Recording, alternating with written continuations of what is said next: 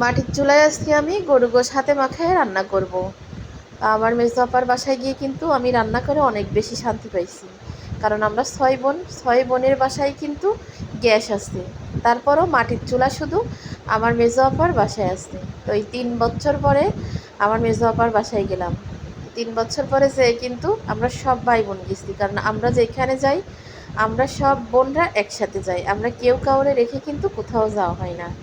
তো আমরা সব বোনরা মিলে মেজো আপার বাসায় গেছি। যাওয়ার পরে কিন্তু অনেক বেশি ভালো লাগিছে বা অনেক বেশি ভালো সময় কাটাইছি। আমাদের ছেলে মেয়েরা বলেন, আমার তো স্বামী দেশে নেই, আমার বোনদের স্বামীরা সবাই কিন্তু মিলে আমরা অনেক ভালো সময় কাটাইছি।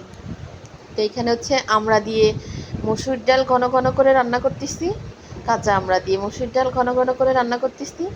আর হচ্ছে হাতে মাখায় গরু গোশ রান্না করতেছি। তা বড় কড়াইতে কিন্তু আমি গোশ দিছি, এই জন্য কম দেখা যাচ্ছে। তা কম হলেও এখানে কিন্তু 7 কেজি গোশ আছে।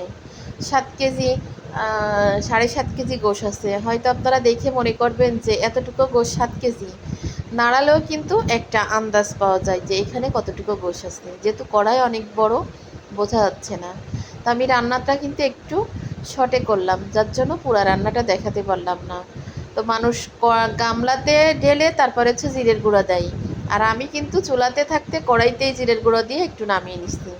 তো গোশ যেহেতু অনেক বেশি, 5-6টা আলু দিছি মাত্র, বেশি আলু দেইনি। গোশের তুলনায় কিন্তু আলু একদম কম, কারণ গোশের আলু কেউ মানে পছন্দ করে না, লাস্টে কিন্তু আলু আর ঝোল থেকে যায়। এই জন্য গা মাখা মানে হালকা, এর থেকে আর একটু কমে হালকা ঝোল রাখবো। আলু শুধু পছন্দ করে হচ্ছে আমার ছোটো বোন। গোশের আলু 4-5 পিস দিলেও ও কিন্তু খেতে পারে। আর সবাইয়ের এক একখান করে দিই, না দিলে নয়, তাই আর কি দিই। তো এই হচ্ছে আমার গরু গোশ হাতে মাখায় মাটির চুলায় রান্নার একদম লাস্ট। এই যে বড় একটা গামলাতে ঢেলে ফেললাম, এখন ঘরে নিয়ে যাবো, আমার রান্না শেষ।